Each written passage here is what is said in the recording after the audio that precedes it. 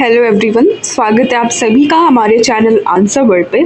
आज के सेशन में हम फरवरी मंथ के इंटरनेशनल न्यूज़ कवर करने वाले हैं और बहुत ही इंपॉर्टेंट चीज़ें हैं इंटरनेशनल सेक्शन से। सो आप लेक्चर पूरा एंड तक देखिएगा और बायलिंगुअल सेशन हमारा होने वाला है, हिंदी में भी चीज़ें सारी लिखी हुई हैं, ठीक है। सो न्यूज़ 1 है हमारी, कैलाश मानसरोवर यात्रा को वापस से रिस्टार्ट किया है। इंडिया और चाइना ने मिलकर के इस चीज़ को अनाउंस किया है, ठीक है। कैलाश पर्वत हमारे कहाँ पड़ते हैं? तिब्बत रीजन में पड़ते हैं और 2020 से इन यात्रा पर रोक लगा दी गई थी ड्यू टू कोविड पैंडमिक और ऑनगोइंग बॉर्डर इश्यूज़ के कारण, ठीक है। मेनली 2 रीजंस की वजह से यहाँ पे रोक लगा दी गई थी कैलाश मानसरोवर यात्रा पे और अब इसे वापस से शुरू किया जा रहा है। गर्मियों में समर ऑफ 2025 से ये यात्रा फिर से स्टार्ट हो जाएगी। और एक इम्पॉर्टेंट चीज़ और है कि 2025 जो ईयर है वो मार्क कर रहा है 75 anniversary of diplomatic relations between India and China.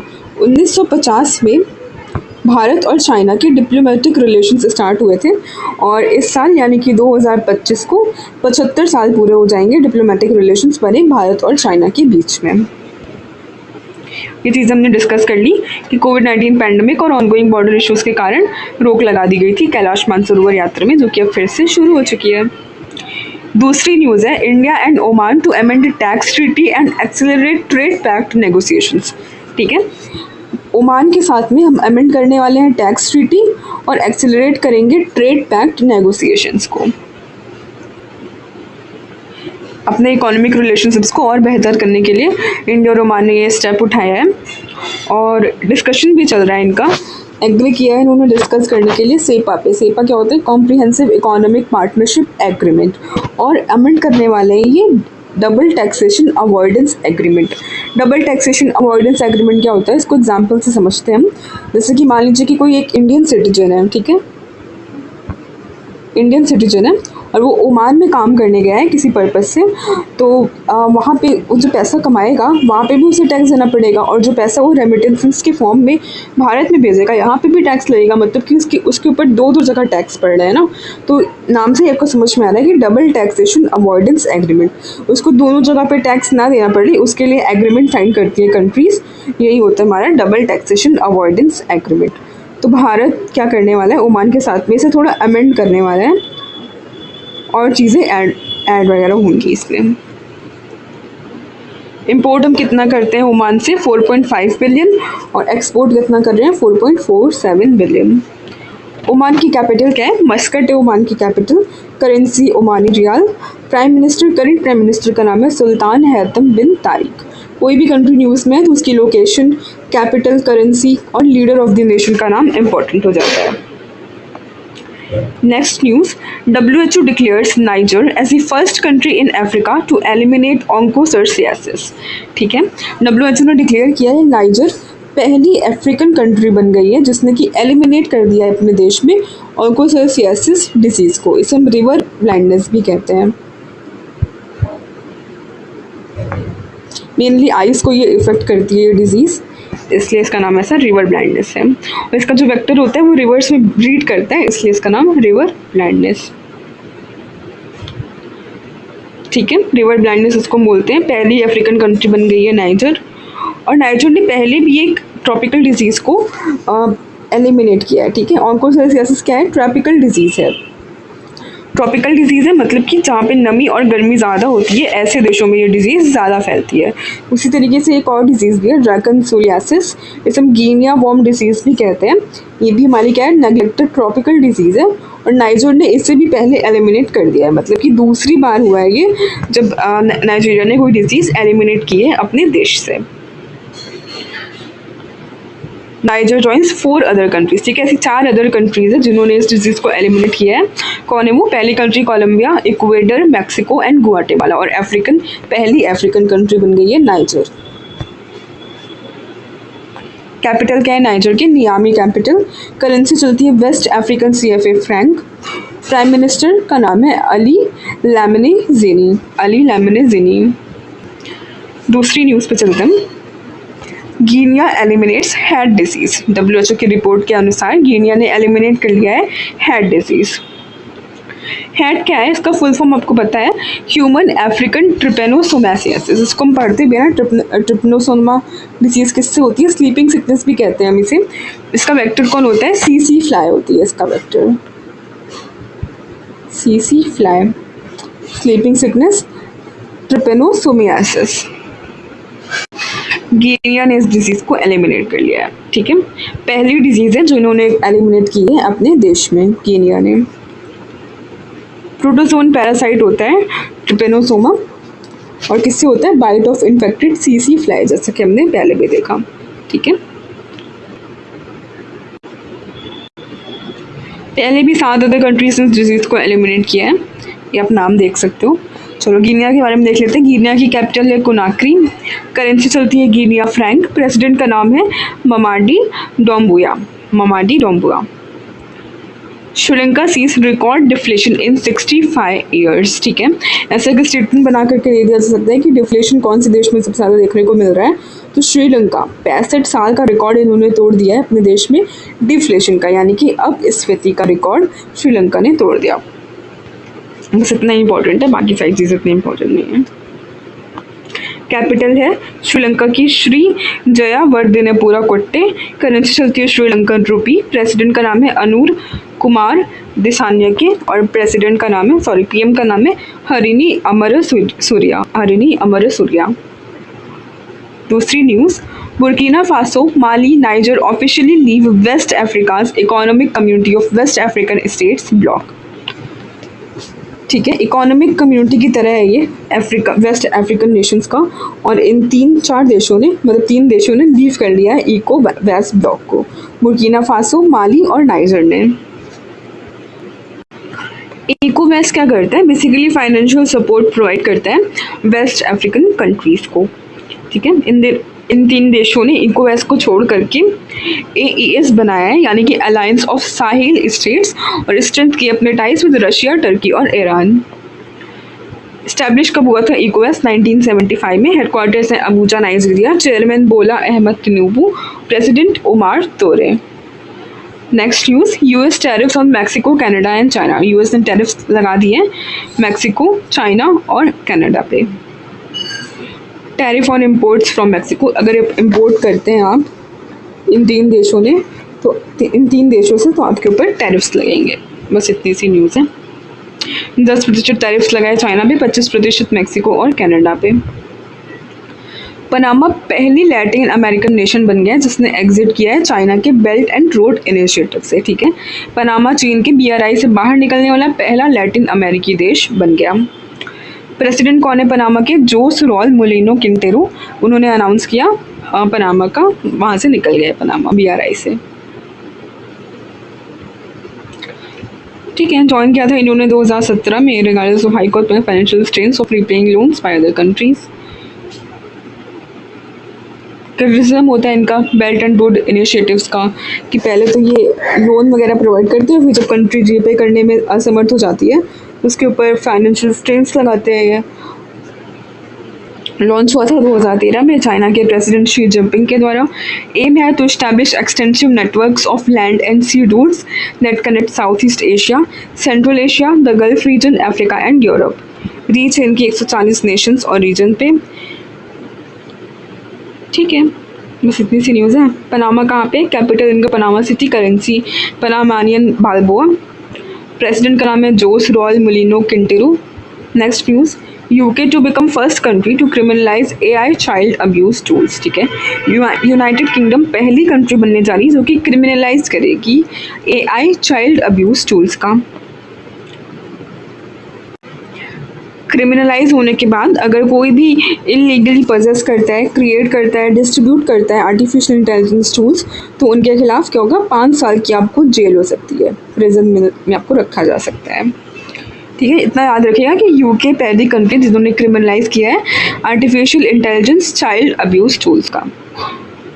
Next news, India featured in UN's honour roll for timely payment of regular budget assessments. नियमित बजट आकलन के समय पर भुगतान के लिए भारत को संयुक्त राष्ट्र की सम्मान सूची में शामिल किया गया है। बस इतना याद रखिए कि इंडिया को फीचर किया गया है UN's के honour roll of 35 member state, states. India देखो कंट्रीब्यूट करता है $37.64 million to the UN 2025 regular budget. Next news, UNICEF releases national road map for child and adolescent road safety in India. UNICEF ने भारत में बाल एवं किशोर सड़क सुरक्षा के लिए राष्ट्रीय रोड मैप जारी किया। यूनिसेफ यानी कि यूनाइटेड नेशंस चिल्ड्रंस फंड और World Health Organization Collaborating Centre यानी कि WHOCC ने मिलकर के लॉन्च किया है national road map to address road traffic injuries among children and adolescents in India. ठीक है, ये क्वेश्चन पूछ सकता है कि इसे किसने लॉन्च किया है, तो यूनिसेफ और WHOCC के द्वारा मिल करके इसे लॉन्च किया गया है।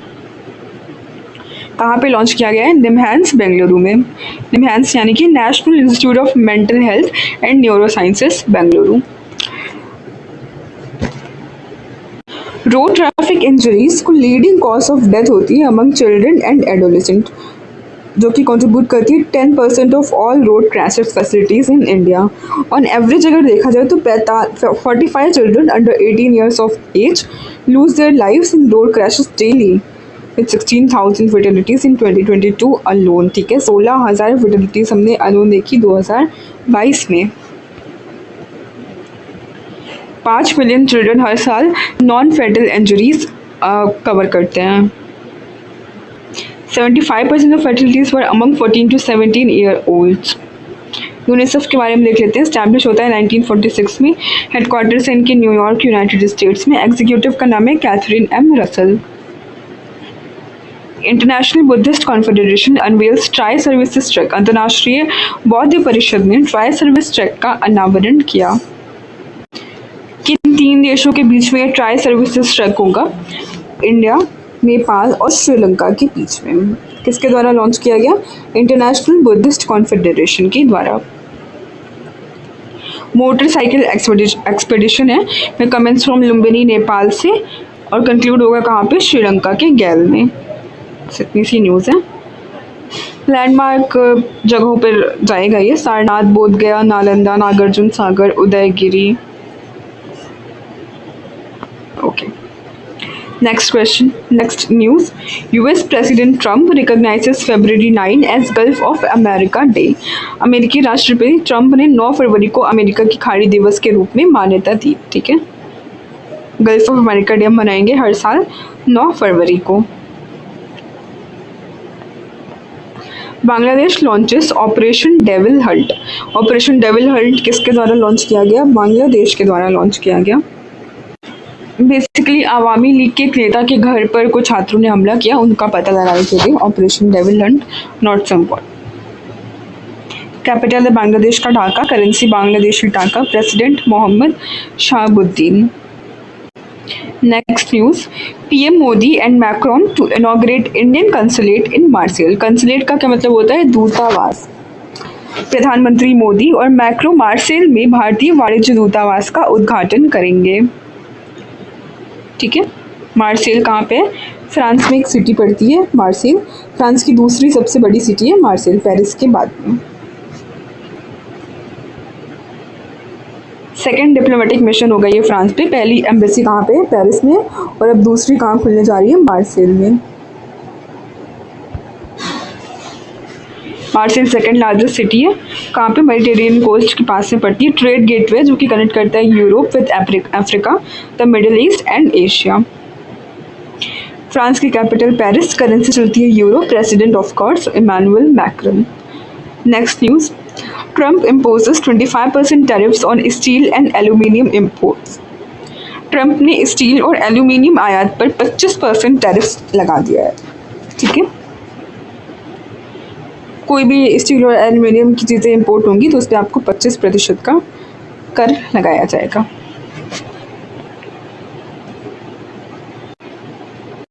Next news, GIC reapproved setting up wholly owned subsidiary in UK। GIC क्या है? General Insurance Corporation of India ने ब्रिटेन में पूर्ण स्वामित्व वाली सहायक कंपनी स्थापित करने की पुनः मंजूरी दे दी है। कंपनी के लिए कोई न्यूनतम पूंजी की आवश्यकता नहीं है, तथा इसे 1 यूरो की पूंजी के साथ भी स्थापित किया जा सकता है। ठीक है, वर्तमान में जीआईसी री के समूह में जीआईसी री साउथ अफ्रीका, जीआईसी री कॉर्पोरेट मेंबर लंदन और जीआईसी पेस्ट्रो कावोनी एलएलसी मॉस्को जैसी सहायक कंपनियां शामिल हैं। ओके, स्टैब्लिश कब हुआ था जीआईसी यानी कि General Insurance Corporation of India? 22 नवंबर 1972 में। हेडक्वार्टर्स है Mumbai Maharashtra. Chief and managing director है Ramaswamy Narayanan. Meta's 50,000 kilometre cable to boost India US digital connectivity. Meta की 50,000 kilometre cable Bharat America digital connectivity को बढ़ावा देगी। इस प्रोजेक्ट का नाम क्या है? Project Waterworth. इस तरीके से पूछा जा सकता है कि प्रोजेक्ट वाटर वर्थ क्या है ये? तो 50,000 किलोमीटर का केबल है ये, जो कि भारत अमेरिका डिजिटल कनेक्टिविटी को बढ़ावा देगा। कौन कौन से देशों को ये कनेक्ट करने वाला है? US, India, Brazil, South Africa and other key regions. Next news, Thiruvalluvar statue inaugurated in the Philippines. Philippines में तिरुवल्लुवर की प्रतिमा का उद्घाटन किया गया। ठीक है, फिलीपींस में इनकी प्रतिमा का उद्घाटन हुआ है। तिरुवल्लुवर कौन है? ये प्रसिद्ध कवि और दार्शनिक है। ठीक है, noted Tamil poet and philosopher in the Philippines में इनका यहाँ पे स्टैचू बन रहा है। बस इतनी सी इंपॉर्टेंट न्यूज़ है। अच्छा, फिलीपींस के साथ में भी हमारे 75 साल पूरे हो गए हैं डिप्लोमेटिक रिलेशंस बने। फिलीपींस की कैपिटल क्या है? मनीला। करेंसी चलती है फिलीपीन पीसो। प्रेसिडेंट है बोंगबोंग मार्कोस। ठीक है, ब्राज़ील ने ज्वाइन कर लिया है OPEC plus as observer for global energy influence. Brazil ने ओपेक प्लस को ऑफिशियली ज्वाइन कर लिया है। ओपेक का फुल फॉर्म क्या होता है? Organization of the Petroleum Exporting Countries. Basically Arab nations इसके पार्ट होता है और ओपेक प्लस में बाकी सारे नेशंस भी ज्वाइन करते हैं अपने अपने इंटरेस्ट के अकॉर्डिंग। ब्राज़ील का क्रूड ऑयल आउटपुट रिप्रेजेंटेड कितना है? कितना ये 4% ये ग्लोबल ऑयल प्रोडक्शन में कंट्रीब्यूट करते हैं। ओपेक और ओपेक प्लस के बारे में देख लेते हैं। ओपेक कब फाउंड हुआ था? 1960s में फाउंड हुआ। ओपेक प्लस कब फॉर्म हुआ? 2016 में। हेडक्वार्टर्स का इनके वियना ऑस्ट्रिया में। ओपेक के मेंबर कंट्रीज आप देख सकते हैं और ओपेक प्लस के भी। सेक्रेटरी जनरल का नाम है हैतम अल गैस, जो कि कुवैत के रेसिडेंट हैं। India becomes IALA vice president boost maritime leadership. India को इलेक्ट किया गया है as a vice president of International Organization of Aids to Marine Navigation. नाम सब चल रहा है कि एक इंटरनेशनल ऑर्गेनाइजेशन है मदद करने के लिए टू मरीन नेविगेशन। ठीक है, जो कि कहाँ पे हो रही है? सिंगापुर में हो रही है। भारत की तरफ से किसने लीड किया डेलीगेशन को? Secretary of minister of sports TK Ramachandran ji ने।